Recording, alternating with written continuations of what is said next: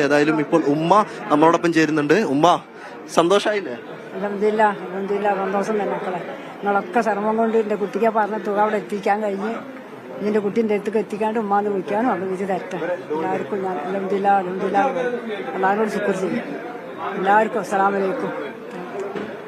ഇത്രയും വലിയ തുക സമാഹരിക്കാൻ കഴിയുമെന്ന് പ്രതീക്ഷ ഉണ്ടായിരുന്നു? ഉണ്ടായില്ല മോനെ, കിട്ടൂല. എന്റെ കുട്ടിക്ക് എത്തിക്കാൻ കഴിയൂല, എന്റെ കുട്ടീനെ ഇങ്ങോട്ട് എത്തിക്കാൻ കഴിയില്ലാന്നൊക്കെ വിചാരിച്ചോളാം.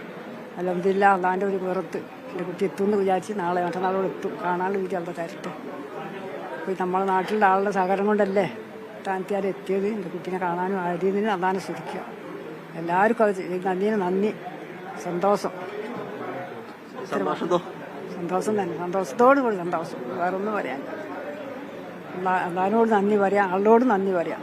ഇതിന് പകരൊന്നും എൻ്റെ അടുത്ത് കൊടുക്കാതെ അള്ളാഹു കൊടുക്കട്ടെ ഇയാളുടെക്കൊക്കെ. ഇത്തരം അസ്സലാമു അലൈക്കും.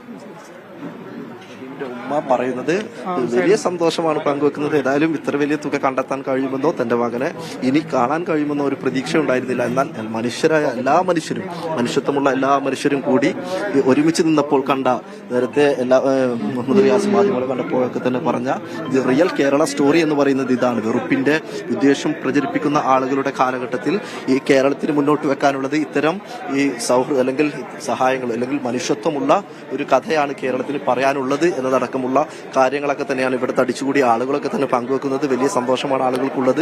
എത്രയും പെട്ടെന്ന് ഇതുമായി ബന്ധപ്പെട്ട് തുക കളക്ഷൻ കഴിഞ്ഞതിന് ശേഷം മറ്റു മാർഗങ്ങളിലേക്ക്, അതായത് അവിടേക്ക് ട്രാൻസാക്ഷൻ അടക്കമുള്ള കാര്യങ്ങളിലേക്ക് കടക്കും.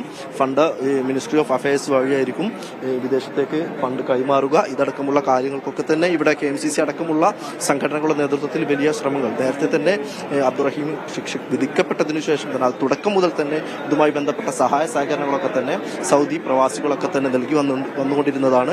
വധശിക്ഷ അതിനുശേഷമാണ് വധശിക്ഷ ഒഴിവാക്കാനും ഇപ്പോൾ ഈ അബ്ദുറഹീമിനെ മോചിപ്പിക്കുന്നതിലേക്ക് ഇത്രയും വലിയ തുക കണ്ടെത്തുന്നതിലേക്കും നയിച്ചത്. ഏതായാലും വലിയ സന്തോഷം ആളുകളൊക്കെ തന്നെ പങ്കുവെക്കുന്നുണ്ട്. 18 വർഷമായി അബ്ദുറഹീം ജയിലിൽ കഴിയുകയാണ്.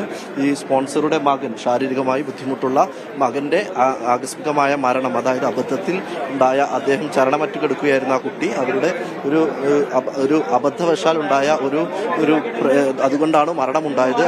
അതിന് പിന്നാലെയാണ് അദ്ദേഹത്തിന് 18 വർഷമായി സൗദി ജയിലിൽ കഴിയുന്ന ഒരു സ്ഥിതി ഉണ്ടായത്. ഏതായാലും ഇതുമായി ബന്ധപ്പെട്ടുള്ള ഫണ്ട് കളക്ഷനൊക്കെ തന്നെ, അതായത് 34 കോടി രൂപയിലേക്ക് എത്തിയെന്ന് പറയാവുന്ന തരത്തിലേക്ക് ഒരു തുക കണ്ടെത്താൻ കഴിഞ്ഞിട്ടുണ്ട്. ആപ്പ് വഴി 30 കോടി രൂപയാണ് കണ്ടെത്തിയത്. ഇനി കിട്ടാനുള്ള 4 കോടി രൂപയാണ്. അതായത് അതുമായി ബന്ധപ്പെട്ട് നേരത്തെ സ്പോൺസർമാർ ചില തുക നൽകാനുണ്ട്. അതായത് പള്ളി കമ്മിറ്റികളൊക്കെ തന്നെ ചില തുക സമാഹരിച്ചിട്ടുണ്ട്. അതുകൂടി ഒത്തുനോക്കിയാൽ 34 കോടി രൂപ ഉണ്ടാകും എന്നൊരു നിഗമനത്തിലാണ്, അല്ലെങ്കിൽ ആ ഒരു അതിന്റെ അടിസ്ഥാനത്തിലാണ് ഇപ്പോൾ ഫണ്ട് കളക്ഷൻ താൽക്കാലികമായി നിർത്തിവെച്ചിരിക്കുന്നത്. അതിന് ഇത് എല്ലാം കൂടി കാൽക്കുലേറ്റ് ചെയ്തതിനു ശേഷമായിരിക്കും. വീട്ടിന് മുന്നിൽ കഴിഞ്ഞ കുറെ ദിവസങ്ങളായി വലിയ ആൾക്കൂട്ടമുണ്ട്. നമുക്കത് കാണാവുന്നതേ ഉള്ളൂ. ആളുകളുടെ മനസ്സും നമുക്ക് വായിക്കാവുന്നതേ ഉള്ളൂ. അത്രമേൽ ആളുകളൊക്കെ വലിയ സംഭാവനകളുമായി വന്ന ആളുകളാണ്. ഒപ്പം അവരുടെ ഇനിയിപ്പോൾ സംഭാവന ഇല്ലെങ്കിൽ തന്നെയും മാനസികമായ ഒരു ഐക്യദാർഢ്യമെങ്കിലും എന്നുള്ള നിലക്കാണ് ആ വരുന്നതൊക്കെ.